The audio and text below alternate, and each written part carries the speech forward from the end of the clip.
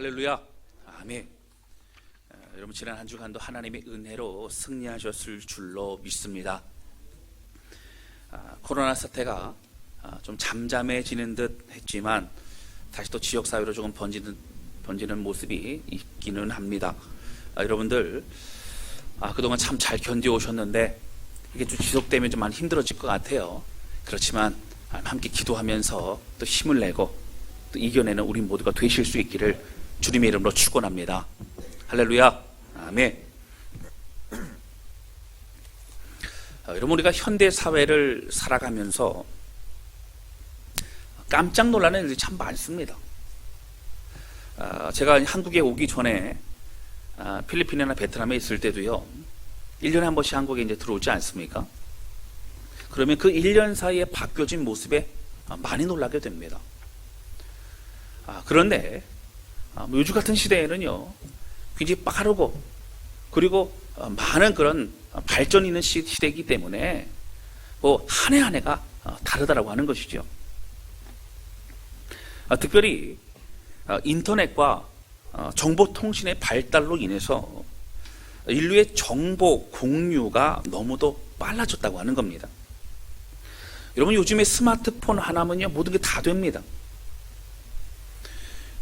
급하면 네이버나 다음이나 이런 포털 사이트에 물어보면 다 알려줍니다. 길을 몰라도요 다 알려주고요. 그리고 음식점이나 맛집 이런 거 몰라도 검색하면 다 알려줍니다. 요즘에 음식 만드는 레시피까지 알려주고요. 전등을 어떻게 바꿔 달아야 되는지, 또 문고리를 어떻게 바꿔야 되는지, 전자식 현관 도락도 어떻게 바꿔야 되는지 다 알려줍니다. 인터넷 보면 자가 교체를 할 수 있게끔 그렇게 많은 정보들이 있습니다. 저도 사실은 인터넷 통해서 많이 배웠어요. 그리고 제가 또 바꾼 것도 많이 있습니다. 가능하더라고요. 자세히 잘 알려줍니다. 근데 문제는요, 이런 정보의 홍수화 시대, 참 이렇게 많은 정보가 있음에도 불구하고 이런 시대에 단점도 있더라라고 하는 겁니다. 그 단점이 몇 가지가, 그 중에 하나가 무엇이냐면 잘못된 정보도 많이 있더라고 하는 거예요. 진짜와 가짜를 구별하기가 참 어렵습니다. 확인되지 않은 정보의 내용으로 인해서 사람들이 그것을 진실이냐 받아들일 때도 많이 있고, 그래서 혼란스러울 때도 많이 있습니다. 여러분 가짜 뉴스가 그래서 참 많은 사람들을 혼란스럽게 하는 경우들도 많이 있죠. 진보나 보수나 상관없이 참 가짜 뉴스 많습니다. 요즘에 인터넷에서 맛집을 이렇게 찾아보아도요, 이게 자기 돈 내고 음식을 먹고 쓴 것인지 아니면 전문 블로거가 돈을 받고 쓴 것인지 잘 모르겠습니다. 여러분 심지어 기독교 자료도요, 이단들이 써놓은 내용들이 굉장히 많습니다. 그 인터넷 선교회에 보면 거기서 말하기를, 여러분 인터넷상에 45% 되는 그런 어떤 그 기독교 자료들이요, 이단들이 써놓은 게 굉장히 많습니다.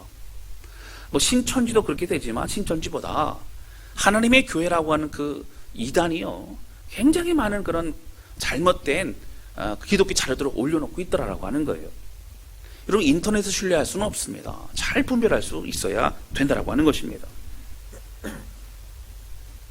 이렇게 정보는 많지만 쉽게 접할 수는 있지만 가짜 정보도 있고 잘못된 정보도 많이 있습니다. 또 두 번째도 이런 정보 홍수화 시대에 사실은 단점이 무엇이냐면요, 언제든지 이렇게 찾아볼 수 있고 언제든지 그렇게 할 수 있다 보니까 이것을 내 것으로 삼지 않는다는 거예요. 자료를 많이 모으고 있고 언제든지 볼 수 있기 때문에 이것을 내 마음에 새기거나 내 삶의 지표로 삼지 않은 그런 내용이 참 많다는 겁니다. 여러분 특별히 무엇이 있을까요? 말씀과 또 복음도 마찬가지입니다. 여러분 전 세계 미전도 종족과 특별히 아주 오지 속에 있는 그러한 어떤 종족들 외에는 대부분 예수님에 대한 그런 이름조차는 들어봤을 겁니다. 요즘 시대에요, 크리스마스, 성탄절 안 지나는 데가 없어요. 공산권에도요, 여러분 크리스마스 있습니다. 실제로 무슬림에도 그럼 백화점에 이런 데는요, 그래 적어도 안다는 거예요. 다 알려져 있습니다. 인터넷, 매스컴 다 이렇게 여러분 다 알려져 있죠. 저도 이 이름, 예수님의 이름만큼은 들어보았지만, 그 중요한 것은 그 예수 그리스도가 나의 생명이요 구주 되심을 믿기까지가 어렵더라라고 하는 겁니다. 수많은 자료들과 여러 그런 내용들 속에 지푸라기와 같은 그런 취급을 받고 그런 수준으로 생각되어지는 것이 말씀과 복음일 때도 있더라라고 하는 거예요. 여러분, 믿음도 마찬가지입니다. 세상 사람들은 그리스도인들은 믿음이 있다라고 생각합니다. 세상 사람들은 그리스도인들이 다를 것이라고 생각합니다. 그러나 우리와 똑같은 존재, 다를 것 없는 존재라고 생각할 때 실망을 하게 되는 것이죠. 많은 비판이 있지만 우리 또한 거기에 대해서 변명하기가 어려운 그런 상황들도 사실 있다고 하는 것입니다. 오늘 저는 믿음에 대해서 함께 말씀을 나누려고 합니다. 믿음이 중요한 얘기는, 그 이유는 이 정보의 홍수 시대에 필요한 레시피를 그냥 찾아가지고 그것을 갖다가 꺼내 쓰는 그런 종류의 것이 아니기 때문이라고 하는 것입니다. 오늘 이 말씀을 통해서요, 우리의 믿음을 점검해보는 그런 시간 되시기를 주님의 이름으로 축원합니다. 여러분, 이 말씀으로 우리의 믿음이 다시 굳건해지고 뜨거운 열정을 회복하는 그런 은혜의 시간 되실 수 있기를 주님의 이름으로 축원합니다. 할렐루야, 아멘. 첫 번째 함께 나누기 원하는 것은요, 나의 믿음이 요동치지 않겠다는 고백을 우리는 할 수 있어야 된다고 하는 거예요. 오늘 본문의 말씀은 사실 여러분 시편 27편은 유명한 말씀이에요. 뭐 시편 23편까지의 뭐 그런 유명한 말씀은 아니지만 많은 사람들이 또 읽고 외우기도 하고 찬양의 가사도 있고 붙여놓기도 하고 뭐 이런 그런 말씀입니다. 시편 27편은요 이 전반부의 내용이 유명합니다. 1절부터 6절까지가 유명해요. 그리고 오늘 본문의 말씀 7절부터는 이 후반부 내용은 많이 읽거나 또 설교로 듣기가 쉽지 않았던, 워낙 전반부가 유명하기 때문에 전반부의 내용을 이제 말하다 보면 뒤에 내용을 말하기 어려운 그런 내용이기도 합니다. 여러분 1절부터 6절까지의 말씀을 보게 되어지면요, 다윗이 하나님 앞에 어려운 고난의 시간을 보내고 있음을 알게 됩니다. 그리고 그 고난의 시간 속에서도 믿음의 고백을 하고 있어요. 하나님 때문에 두렵지 않고, 그리고 오직 하나님이 자기 자신의 능력이시기 때문에 태어나리로다. 이제 적군이 찾아오고 전쟁이 일어나도 나는 오히려 믿음으로 승리하겠다는 고백을 합니다. 여러분 1절 말씀 보실까요? 자, 우리 1절 큰 소리로 같이 읽겠습니다. 시작. 여호와는 나의 빛이요 나의 구원이시니 내가 누구를 두려워하리요. 여호와는 내 생명의 능력이시니 내가 누구를 무서워하리요. 아멘. 그럼 여기 보시면 여호와 나의 빛이시요 나의 구원이시니 내가 누구를 이제 두려워하리요. 여러분 딱 잘라서 이제 단정적으로 선포하고 있는 거예요. 여호와는 나의 능력이세요. 나의 구원이세요. 여러분 나의 빛이세요. 그리고 그러기 때문에 두려워하지 않겠다는 고백을 담대히 할 수 있다라고 하는 겁니다. 3절 말씀입니다. 우리 3절 같이 읽겠습니다. 시작. 군대가 나를 대적하여 진칠지라도 내 마음이 두렵지 아니하며 전쟁이 일어나 나를 치료할지라도 나는 여전히 태어나리로다. 아멘. 여기 보시면 군대가 나를 대적하여 진칠지라도, 여러분 이 군대가 누굴 쫓아오면 다윗을 쫓아오는 거예요. 다윗 한 사람 잡겠다고 지금 군대가 진치고 있어요. 여러분 다윗도 사실은 우리 그 싸움을 잘했던 사람 아닙니까? 군대 장관이었고요, 대단한 사람이었습니다. 그러니까 여러분 뭐 두세 사람 아니 10명만 돼도 아마 이길 수 있었을 건데, 이렇게 진을 치고 군대가 다가오면 얼마나 두렵겠습니까? 더군다나 3절에 보시면 전쟁이 일어나 나를 치료하여도, 전쟁이라는 일은 나라와 나라가 싸우는 거기 때문에 몇천 명 정도가 몇만 명이 찾아오는 그런 아주 힘들고 어려운 상황을 말합니다. 그런데 뭐라고요? 3절 보시면 나는 여전히 태어나리로다. 여전하다는 일은 그런 일이 없을 때에 주의 능력으로 태어나고 평안했던 것처럼 이런 상황이 되어도 똑같이 믿음으로 태어날 수 있다라고 고백하고 있는 겁니다. 얼마나 대단한 고백인지 모릅니다. 4절부터 5절까지는 이어서 고백하기를 여호와의 전에 살기를 소망하는 그런 마음이 담겨져 있습니다. 4절 보실까요? 내가 여호와께 바라는 한 가지 소원이 있다는 거예요. 무엇입니까? 그것을 구하리니 곧 내가 내 평생에 여호와의 집에 살면서 여호와의 아름다움을 바라보며 그의 성전에서 사모하는 그것이라. 하나님의 성전에 살기를 원합니다. 성전에 산다는 얘기는 성전에 방을 만들어 달라는 그런 얘기인가? 아니에요. 주의 임재를 사모하는 거예요. 주의 그런 놀라운 은혜를 사모하는 겁니다. 그런 다윗의 고백이 담겨 있어요. 첫 번째 뭐라고요? 1절서부터 3절까지는 나는 여호와 하나님을 인하여 두렵지 아니하고 난 여호와 하나님의 힘을 내고 나 여호와 하나님을 오히려 전쟁 가운데서 태어나고 나는 믿음으로 승리할 수 있어, 이런 고백을 하고 있다라고 하는 겁니다. 그리고 다윗의 고백이 나는 나의 한 가지 소원이 있는데 주의 전에 주의 은혜 안에 살기를 원합니다 고백하고 있다는 거예요. 여러분, 그런데 문제는 오늘 6절까지 이런 분위기와 이런 담대함과 이런 열정이 있는데 7절부터 분위기가 달라지고 있다라고 하는 거예요. 여러분 7절 보실까요? 우리 7절 같이 읽겠습니다. 시작. 여호와여 내가 소리내어 부르짖을 때 들으시고 또한 나를 긍휼히 여기사 응답하소서. 아멘. 눈 하나 깜짝하지 않고 난 여전히 태어나리로다 그렇게 고백을 했는데 7절에 보시면 뭐라고 나와요? 내가 구할 때 응답하소서. 그런 마음이 고백하고 있어요. 9절 보실까요? 9절 제가 읽어드립니다. 주의 얼굴 내게서 숨기지 마시고, 숨기지 말래요. 주의 종을 노하여 버리지 마소서. 주는 나의 도움이 되셨나이다. 나의 구원의 하나님이시여 나를 버리지 마시고 떠나지 마소서. 여러분, 어떤 마음이 있어요? 버림받을 수 있다라는 마음이 있는 거예요. 마음에 하나님이 나를 떠나시면 어떻게 되지? 어떡하지? 라고 하는 그런 걱정, 근심이 찾아오고 있다라고 하는 겁니다. 여러분, 여기 보시면 앞에 내용과 6절까지 내용과 뒤에 7절부터 14절 내용이 다르기 때문에 어떤 성경학자들은 얘기하기를 두 가지의 시가 합쳐진 시다라고 그렇게 주장하는 사람들도 있습니다. 그런데 여러분, 전체적인 이 말씀의 흐름과 또 앞에 전반부에 있는 나오는 단어들과 후반부에 나오는 단어들이 똑같이 반복되는 여러 가지 정황으로 볼 때에 대부분의 신학자들은 이제 하나의 시라고 말하고 있다라고 하는 거예요. 여러분, 그러면 질문 하나 드립니다. 여러분, 앞에 내용과 뒤 내용이 다른 이유가 뭘까요? 여러분, 이유가 무엇이겠습니까? 무엇 때문에 앞에 내용과 뒤에 내용이 좀 다르게 표현을 하고 있겠습니까? 다윗이 왔다 갔다 하는 겁니까? 여러분, 이러한 상황에 대해 말할 수 있는 것은 다윗은 믿음의 고백을 하지만 늘 그러한 마음이 유지되기가 쉽지 않더라라고 하는 거예요. 지금 전체적으로 흐르는 것은요, 다윗이 어떠한 큰 어려움 속에 있다는 것만큼은 확실합니다.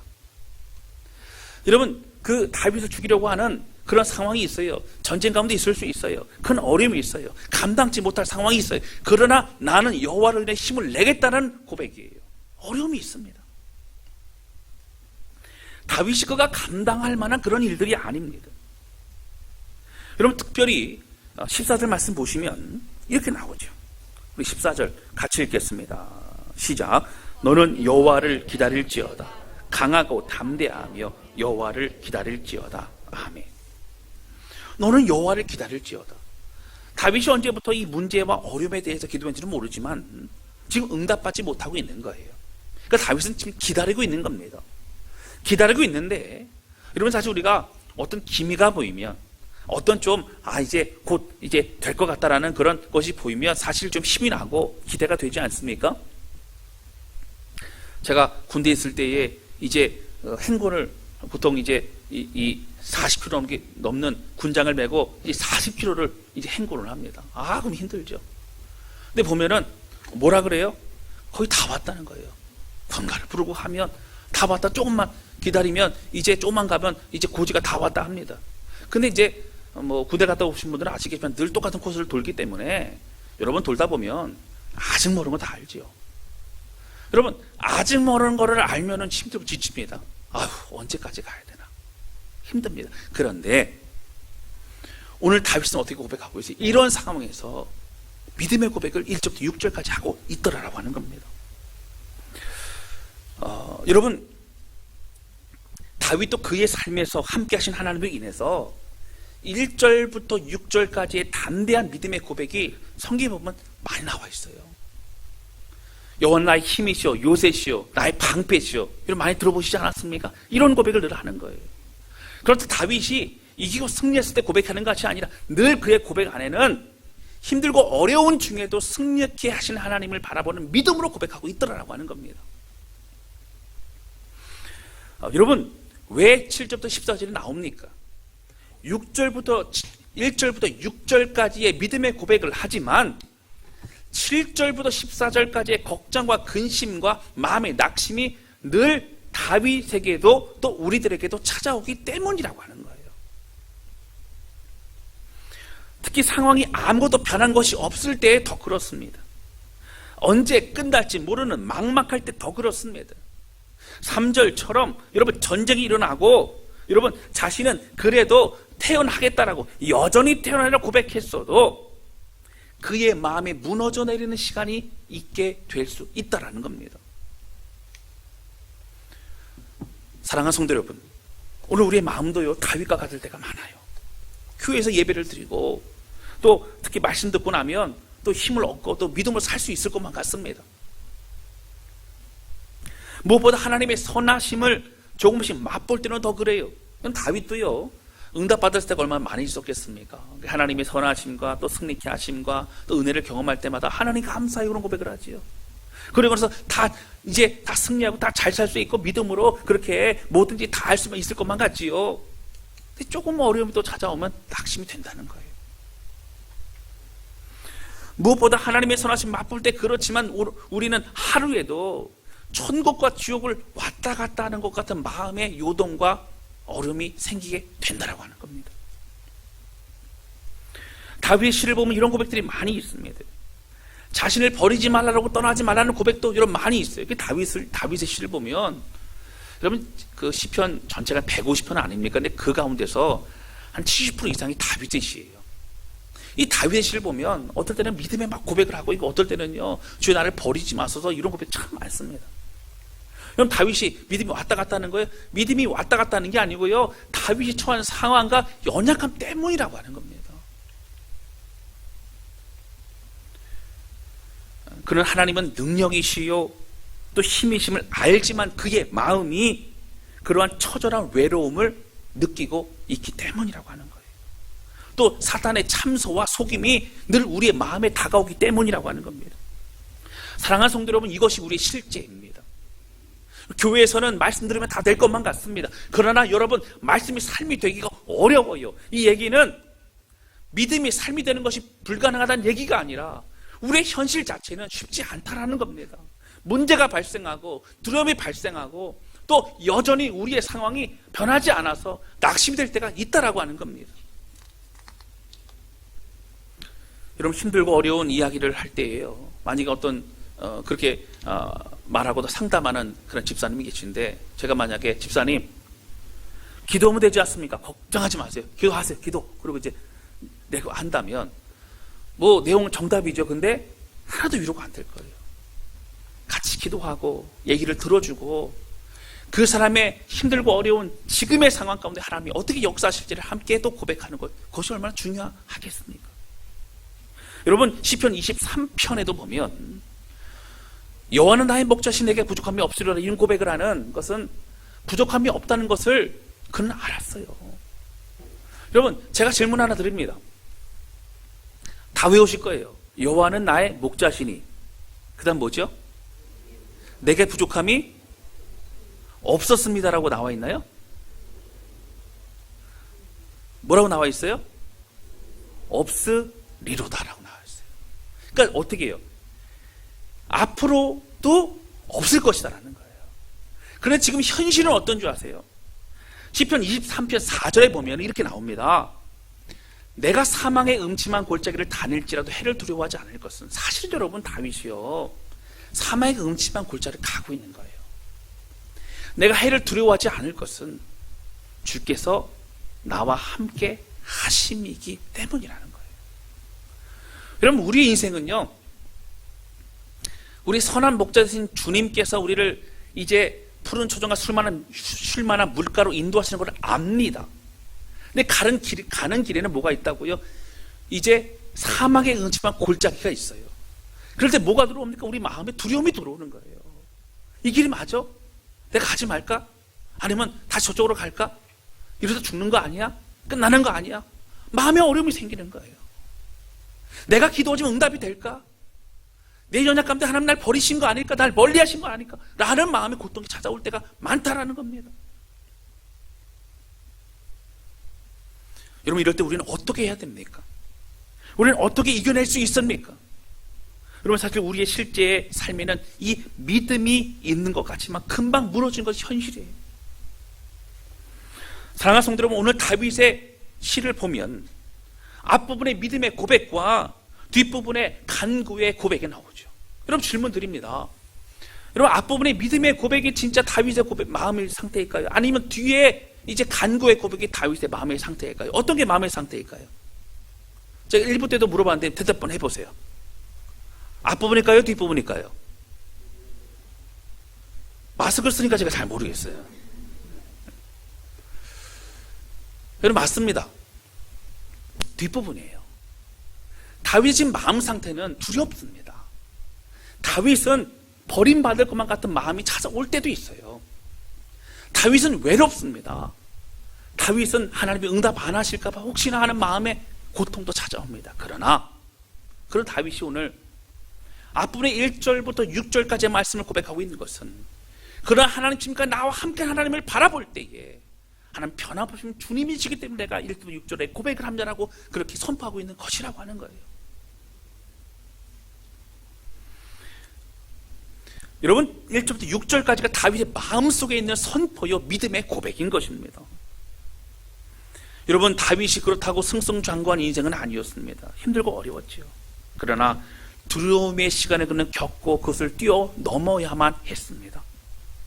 그리고 결국 여호와 하나님이 놀라운 은혜의 주님이 그래서 그는 확신하게 되고, 그것이 쌓여 그의 믿음이 이제 토대가 되어지게 되며, 두렵고 힘들고 어려운 지금 시편 27편의 7절부터 14절의 그런 상황과 분위기와 마음 상태에 일지라 할지라도 1절부터 6절의 고백을 먼저 선포하면서 그 영혼에게 고백하고 다른 사람들에게 격려하고 있더라고 하는 것입니다. 여러분, 그래서 두려운 그의 마음에 먼저 고백하고 있고 선포하고 있는 겁니다. 사랑하는 성도 여러분, 믿음이 있는 것만 같고 교회에서는 아멘도 크게 하고 또 잘 될 것만 같지만 우리의 삶의 현실로 다가오면 그대로인 어려움의 상황, 자녀의 문제가 그대로 있고 막막하고 답답하고 어려운 우리의 현실들은 우리를 짓누를 때가 많다라고 하는 거예요.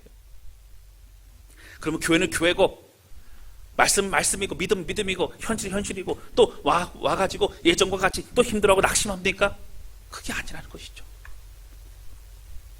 그때 필요한 것이 믿음이라는 겁니다. 그때 필요한 것이 찬양의 고백이라고 하는 겁니다. 잘 되었을 때도 주님을 노래하고 찬양하지만 신실하고 변함없으신 그 주님이 지금도 여전히 나의 주님으로 내 인생을 인도하신다는 걸 노래하며 선포하는 그것이 오늘 다윗의 마음을 소생시키고 다윗이 은혜와 믿음의 길로 끝까지 걸어갈 수 있도록 돕고 함께하고 있다라고 하는 겁니다. 여러분, 오늘 우리 시편 57편 7절 말씀 보실까요? 우리 함께 앞에도 나와 있을 것 같으면 같이 읽겠습니다. 시작. 하나님이여, 내 마음이 확정되었고 내 마음이 확정되었사오니 내가 노래하고 내가 찬송하리이다. 아멘. 여러분, 맞습니다. 7절부터 14절의 내용과 같이 주여 나를 버리지 마소서, 주여 나를 응답하소서, 주여 얼굴을 가리우지 마소서라고 고백하는 두려움과 힘들고 어려운 시간이 찾아와도, 그런 두려움이 찾아와도 오늘 날마다 순간순간마다 오는 시편 57편 7절의 말씀과 같이 내 마음이 확정되고 내 마음이 확정되었으니 내가 노래하고 찬양하기로 내가 결심했습니다. 걱정, 근심이 아닌 주님을 바라보는 믿음 안에 서기를 결심했습니다라는 고백을, 그런 결단이 계속적으로 반복되어질 때에 오늘 우리의 인생은 낙심이 아닌 믿음의 삶을 살아갈 수 있게 된다라고 하는 거예요. 할렐루야. 다윗은 날마다 그 마음을 확정했습니다. 날마다 주님을 노래하게 됩니다. 오늘 우리도 마찬가지죠. 13절, 오늘 본문에만 13절 보시면 이렇게 나옵니다. 제가 읽어드릴게요. 좀 띄워주실까요? 예. 내가 산자들의 땅에서 여호와의 선하심을 보게 될 줄을 믿었도다. 이러면 산자들이라는 얘기는 믿음으로 승리한 사람들을 말합니다. 산자들의 땅에서 여호와의 선하심을 보게 될 줄을 믿었도다. 여호와의 선하심은 뭐예요? 응답과 회복과 치유와 모든 걸 말하죠. 근데 그 선하심을 보게 될 줄을 믿었도다. 확신 가운데 주님이 그렇게 선함으로 인도하시고 나는 믿습니다라는 고백을 다시 한번 선포하고 있는 것을 볼 수 있다고 하는 겁니다. 여러분, 아직 기다림의 시간이 끝나지 않았어요. 이 하나님의 때를 기다리는 것이 얼마나 여러분 힘들고 어려운지 아십니까? 성질 급한 분들은요, 이 기다림의 시간에 죽을 것만 같습니다. 여러분, 생각 많으신 분들은요, 이 기다림의 시간이 숨 넘어갈 것만 같아요. 많은 생각이 머릿속에, 마음속에 사로잡고 있는 사람들은요, 하루에도 5만 가지 생각으로 낙심하고 천국을 왔다 갔다 하고 지옥을 왔다 갔다 하는 그런 마음의 어려움이 있습니다. 하나님 빨리 응답해 주세요. 죽을 것만 같습니다는 고백이 우리들의 고백이라고 하는 거예요. 그런데 여러분, 오늘 다윗이 뭐라고 고백합니까? 14절 마지막 절이에요. 14절 우리 큰 소리로 같이 읽겠습니다. 시작. 너는 여호와를 기다릴지어다. 강하고 담대하며 여호와를 기다릴지어다. 아멘. 여러분, 기다리라는 거예요.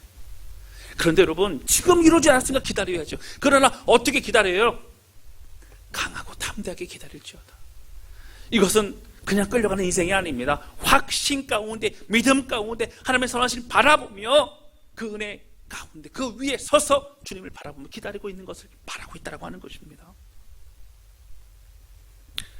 사랑하는 성도 여러분, 코로나 사태가 처음보다 많이 좋아졌지요.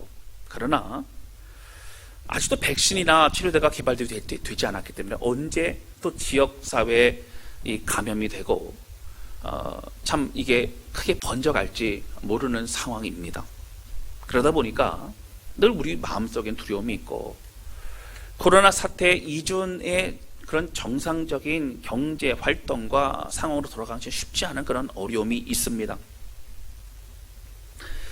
전문가들은 그 이전의 시대로 돌아가기는 어렵다라고 그런 얘기도 합니다.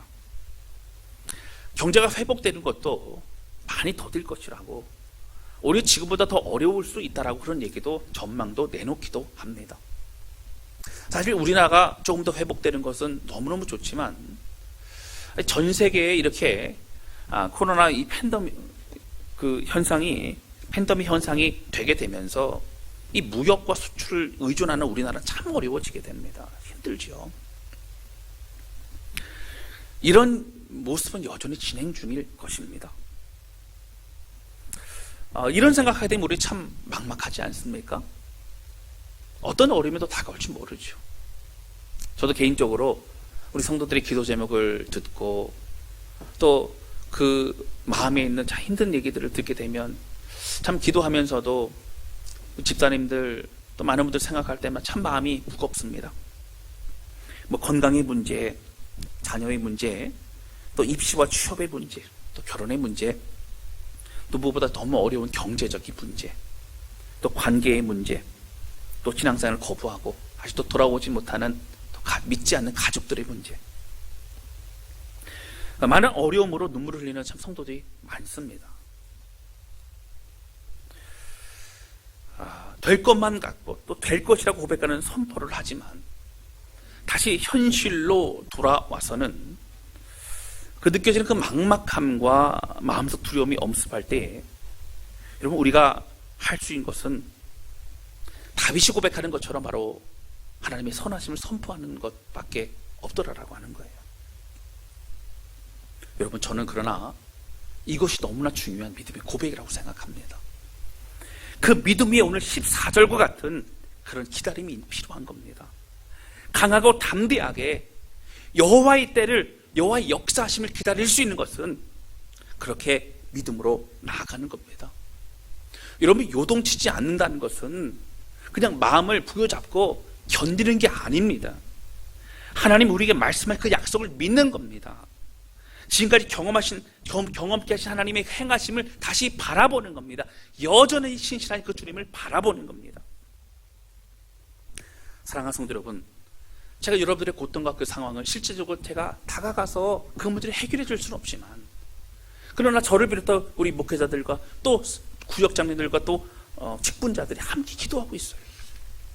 오늘 우리가 홀로 이 싸움을 하는 것이 아니라 함께 주의 길을 걸어가고 있는 것이라고 하는 겁니다. 여러분, 바로 이 어려움과 우리 다시 마음을 확정하고 우리는 다시 주의 선하심을 바라보며 믿음의 고백을 할 수 있는 시편 23편의 고백이 우리의 고백이 되어야 된다라고 하는 겁니다. 그리고 이런 마음을 함께 나누고 그리고 그 자리에 무릎 꿇고 기도할 때 하나님의 역사는 우리 가운데 지속적으로 일어나게 될 줄로 믿습니다. 여러분, 이것이 저와 여러분이 감당해야 될 자리입니다. 이 어려움의 시간을 믿음으로 보낼 때에 오늘 주신 말씀 13절과 같이 내가 산자들의 땅에서 여호와의 선하심을 보게 될 줄을 믿었도다. 내가 산자들의 땅에서 여호와의 선하심, 역사하심을 보게 될 줄을 나는 믿었도다. 지금 믿고 있고 그렇게 될 줄을 확신한다는 고백을 할 수 있게 된다는 겁니다. 그래서 오늘 14절과 같이 나는 강하고 담대하게 기다리며 유동치지 않을 수 있다라는 것을 고백하고 있는 것입니다. 사랑하는 성도 여러분, 적어도 내 뜻이 아닌 하나님의 뜻이 우리의 삶에 이루어질 때에 하나님의 지혜로움은 우리보다 더 놀랍고 상상할 수 없는 분임을 믿으시기를 바랍니다. 여러분, 그리고 그 주님으로 인하여 나를 너무나 사랑한 주님이시기 때문에 가장 좋은 것, 선한 것을 인도하신 것 주님 바라보며 오늘도 믿음의 길을 걸어가는 그런 저와 여러분 되시기를 주님의 이름으로 축원합니다. 할렐루야. 두 번째 함께 나누기 원하는 것은요, 내 평생에 주님을 떠나지 않겠다는 고백 또한 참 필요하다는 거예요. 여러분, 신앙생활 하다 보면요, 마지막에 더 모시는 분들이 참 많이 있어요. 이러한 사람들은 참 존경받습니다. 제가 볼 때도요, 이 노년의 시기에 정말 존경받을 만한 그런 삶을 사는 분들이 참 많이 있습니다. 주님 또한 얼마나 칭찬하시겠어요. 그렇죠? 그러나 성경에 보면 마지막이 불행하거나 변질 사람들 참 많습니다. 오늘 본문의 말씀, 본문의 말씀 아니고 사도 바울이 디모데에게 쓴 성경이 뭐예요? 디모데 전후서죠. 근데 디모데 후서의 말씀 보면요, 좀 말씀 좀 보여주세요. 4장 10절에 보면 이게 나옵니다. 디모데가요, 사도 바울이 마지막 이제 그가 죽기 전에 썼던 게 디모데 후서입니다. 그런데 이렇게 얘기하죠. 디모데에게, 디모데는 속히 좀 나한테 좀 와라. 좀 빨리 좀 와라. 온다 그랬는데 왜 이렇게 좀 더디 오냐? 이렇게 이제 고백을 하거든요. 그럴 때에 10절에 보시면 대만은 이 세상을 사랑하여 나를 버리고 데살로니가로 갔고 이렇게 나옵니다. 대만은 사도 바울의 동역자였습니다. 근데 그가 이제 데살로니가로 갔다는 얘기는요, 데살로니가에서 그가 이제 세상 사람들과 같은 그런 삶을 살고 있다라는 거예요. 근데 여기 보면은 좀 마음에 상처가 있었던 것 같아요. 굳이 나를 버리고 데살로니가 갔고 이런 얘기를 또 하긴 합니다. 그렇죠? 어쨌든 기대했던 데마가 나를 버리고 떠나간 거예요. 세상으로 간 거예요. 세상을 사랑하여라는 얘기는 주님을 버리고 떠나갔다는 그런 얘기입니다. 여러분, 이렇게 세상을 사랑하여 떠난 사람이 있습니다. 여러분, 우리 주변에도 있을 수 있어요. 그런데 여러분, 성경에는 그런 사람이 많이 나오지만 무엇보다 마지막에 정말 멋진 사람들이 있는데 그 중에 한 명이 바로 다윗이라고 하는 겁니다. 오늘 말씀해 보면 힘들고 어려운 시간들이 있지 않습니까? 그런데 여러분, 다윗은 그런 힘들고 어려운 시간들, 또 승리의 시간들, 이 모든 것이 다 합쳐져서 그의 인생을 이루고 있고요, 그 인생 가운데 그런 변질되지 아니하고 마지막까지 하나님의 놀라운 은혜를 사모하며 그가 죽음을 맞이하게 되는 하나님이 칭찬하실 만한 그런 사람이 되고 있다라고 하는 것입니다. 어떤 사람들 다윗이 왕이 되지 않았습니까? 왕 될 정도면은 뭔들 못하겠으면 이런 사람들도 있지만 여러분 그렇지 않아요.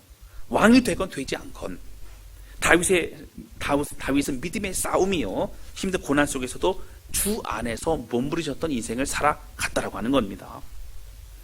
저는 성경에서 마지막까지 참 변질되지 않고 그렇게 하나님의 놀라운 은혜 가운데 서 있었던 사람들이 참 존경스럽습니다. 모세는 뭐 말할 것도 없죠. 모세는 그 가나안 땅에 못 들어갔지만 느보산에서 어떻게 합니까? 이제 가나안 땅에 들어갈 그런 이스라엘 백성들에게 너무너무 하고 싶은 얘기가 많아요. 고별 설교를 3번이나 합니다. 그 3번 한 것을 모아놓은 것이 바로 신명기에서 말씀이에요. 그래서 사실 신명기에도 보면 비슷한 걸 반복이 되거든요. 3번의 고별 설교를 모아놓은 설교집이 바로 신명기서입니다.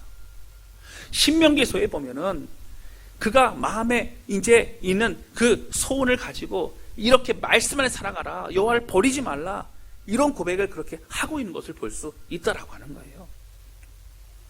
사랑하는 성도 여러분 뿐만 아니라 오늘 여러분 모세 뒤를 이었던 여호수아도 마찬가지입니다.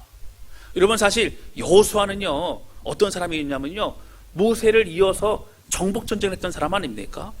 여러분 정복전쟁을 하면 카리스마가 있어야 되고 그리고 여러분 군대는요 이 지휘 계통의 그런 명령과 이 규율이 엄격합니다. 그러니까 사실 여호수아 같은 사람은 왕이 돼도 될 만한 그런 카리스마가 있었던 사람이에요.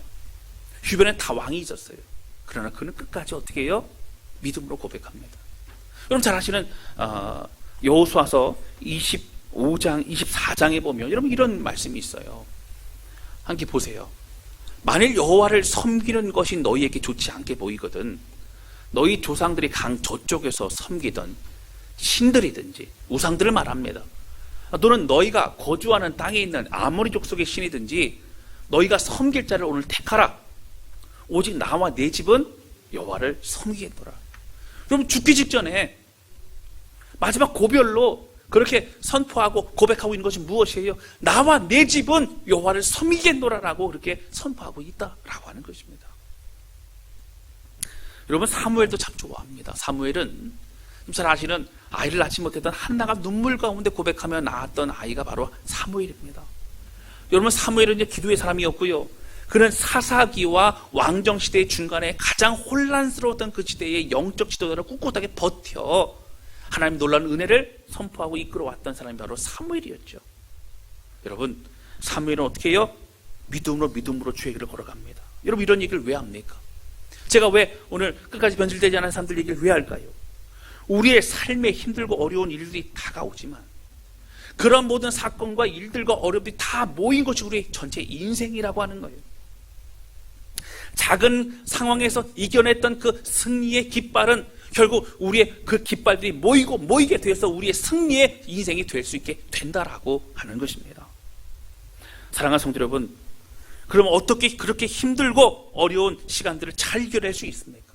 우리는 어떻게 해야 이 기다림의 시간, 주의 역사하심의 그때를 기다리는 이 시간을 어떻게 해야 승리할 수 있게 되느냐고 하는 거예요. 바로 그것은 다른 것이 아니라 우리가 하나님을 믿음으로 기다릴 수 있는 것은 하나님 앞에 참된 예배자가 될 때 가능하다라고 하는 거예요. 할렐루야. 참된 예배자가 될 때 이길 수 있어요. 참된 예배자가 될 때 우리는 주님의 역사를 기다릴 수 있다는 것입니다. 여러분 주님 앞에서 참된 예배자가 되시기를 바랍니다. 주님 앞에서 주님을 높여드리는 참된 주의 백성 되시기를 바랍니다. 우리의 왕이시며 우리를 돌보시는 보호자심을 고백하시기를 바랍니다. 어떤 환경과 상황에서 내가 무너지지 않고 주의 은혜로 주님만을 의지하며 살겠으며 선포하며 고백하시기를 주님의 이름으로 축원합니다. 다윗이 피할 것은 주님밖에 없었어요.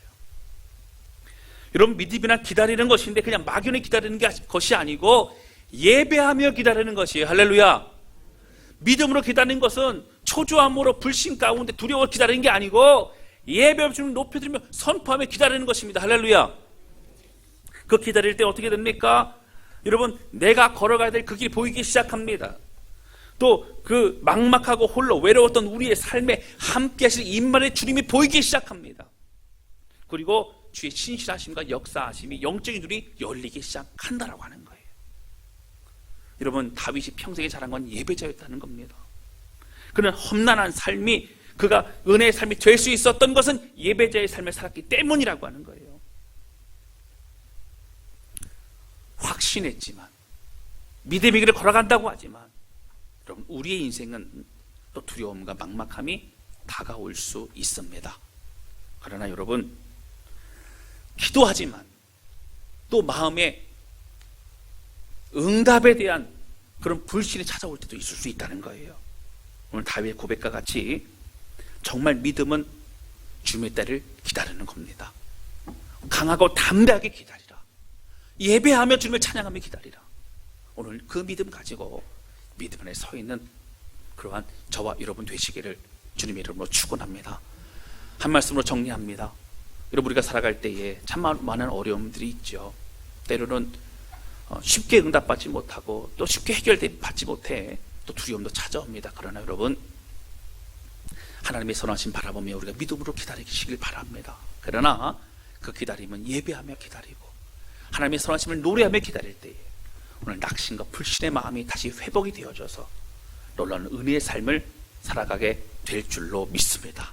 그 은혜의 삶을 바라보는 참된 예배대로 회복되어지는 그런 우리 모두가 되실 수 있기를 주님의 이름으로 축원합니다. 이 시간 찬양 주 앞에 드리면서요, 우리 기도하는 시간을 가졌으면 좋겠습니다.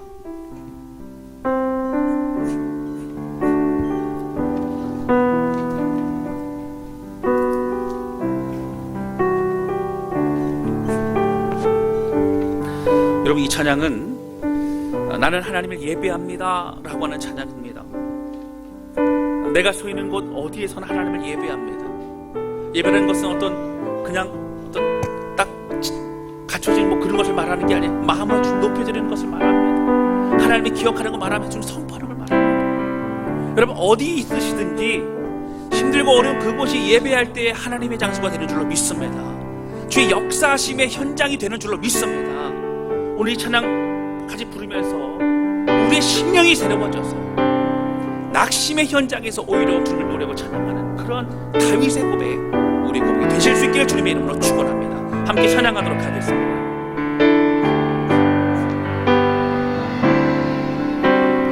나는 하나님을 예배하는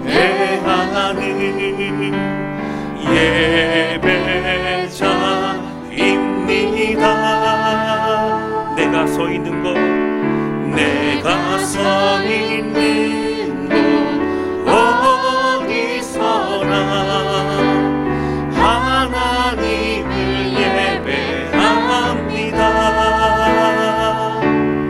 내 영혼 거룩한 은혜를 향하여 내 마음 완전한 하나님 향하여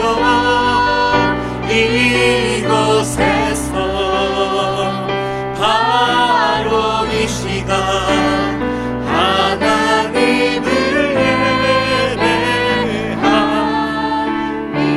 한 번 더 부릅니다. 나는 하나님을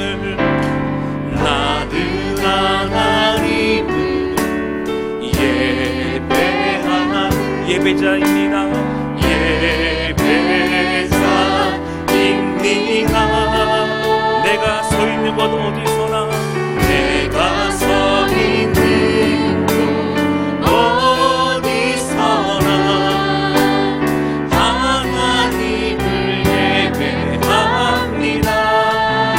내 영혼 거룩한 은혜를 향하여 내 마음 완전한 하나님 향하여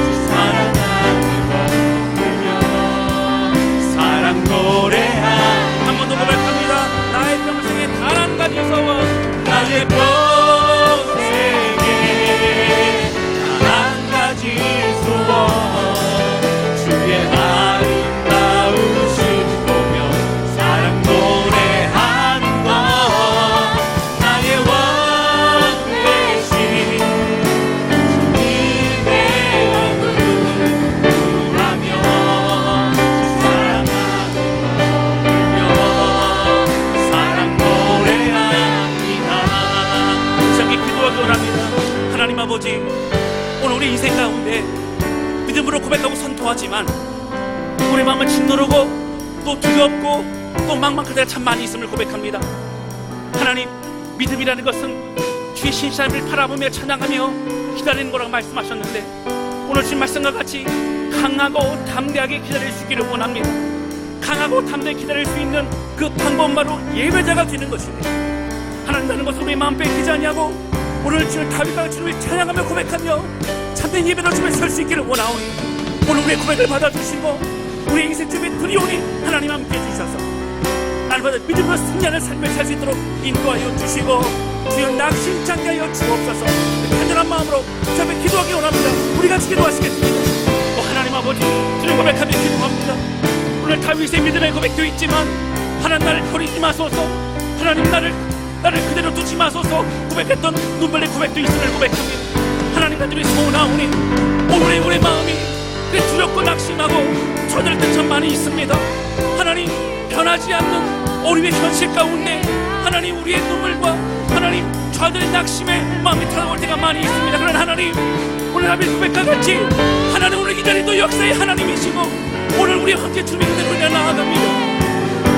아버지, 고백하며 기도하오니 믿음으로 승리하게 도와주시고 우리 강하고 담대하게 되는 성도들 되게 도와주시고 강하고 담대하게 제 역사를 바라보는 믿음의 사람 되게 도와주시고 하나님 강하고 담대하기 위해 오늘 예배하며 참된 예배를 선하게 될 수 역사하여 주옵소서. 아버지, 다윗이 고백했던 것처럼 오늘 우리의 한 가지 소원이 있다면 아버지 주의 전에 거하는 것입니다. 우리 오늘 주의 은혜 안에 거하는 것입니다. 하나님이라는 것이 우리의 소원이 아닙니다. 오늘 하나님 믿음만 있다면 우리 승리할 수 있습니다. 성도를 붙잡아 주시고 가정을 복되게 해주시고 내가 오늘 설 수 있도록 우리 하나님 붙드시고 주님 역사하여 주시옵소서.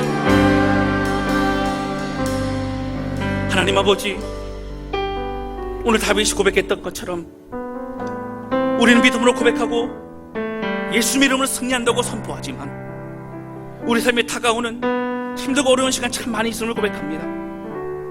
나만 어렵고 힘든 것만 같고 내일만 잘 풀리는 것 같지 않고 막막한 그 마음은 좌절과 낙심으로 찾아올 때도 참 많이 있습니다.